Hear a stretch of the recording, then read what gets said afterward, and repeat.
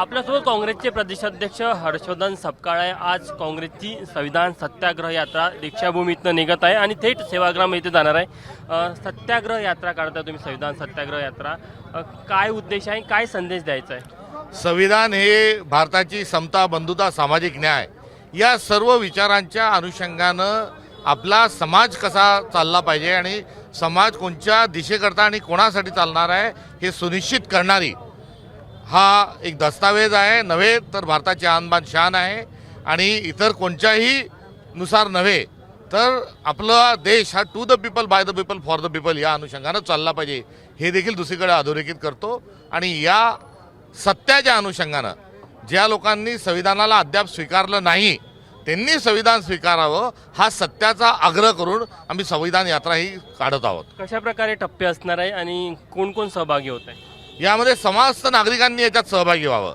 तुषारभाई गांधी हे या सगळ्या यात्रेमध्ये पूर्ण वेळ राहणार आहे, त्यांच्या नेतृत्वात आम्ही यामध्ये काँग्रेस पक्ष हा त्याच्या संयोजनात, आयोजनात आणि सहभागामध्ये आहे। आणि यामध्ये सर्वांनीच एकत्र यावं। आओ कोई भी पंथी, आओ कोई भी धर्मी, सबके लिए खुला है मंदिर ये हमारा, हा तुकडोजी महाराजांचा जो मंत्र आहे तो मंत्र घेऊन आम्ही या पदयात्रेमध्ये सहभागी झालेलो आहोत। राहुल गांधी यांच्या भारत जोडो यात्रा काढली त्याच पद्धतीने अशा प्रकारे ही पदयात्रा असणार आहे। राहुल गांधींनी भारत जोडो हे मूल्य देण्याकरता पदयात्रा काढली होती आणि या संविधान सत्याग्रह या यात्रेच्या निमित्तानं आमचा देखील भारत जोडोचाच एक प्रयत्न आहे। या माध्यमातून केंद्र सरकार असेल किंवा भाजपला काही इशारा द्यायचा आहे? केंद्र सरकारला आणि राज्य सरकारला तर आता त्यांच्या नाकर्तेपणामुळे जनता ही त्रस्त झालेली आहे। भारतीय जनता पक्षाला एवढंच सांगायचं आहे की संघाचं रजिस्ट्रेशन करून घ्या, त्यांना येणारे सगळे जे काही अनुदान वगैरे आहेत ते पब्लिकली सांगा, तर कोणत्या विचारानुसार चालतो संघ हे त्यांनी जाहीर करा।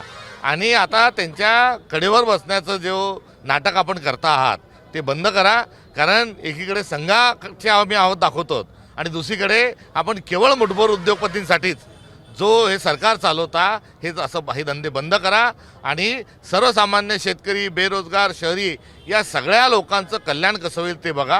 श्रीमंताला अधिक श्रीमंत करत असताना गरीब अधिक श्रीमंत करण्याचा जो खेळ आपण जो मांडलाय तो बंद करा। हो, थँक्यू।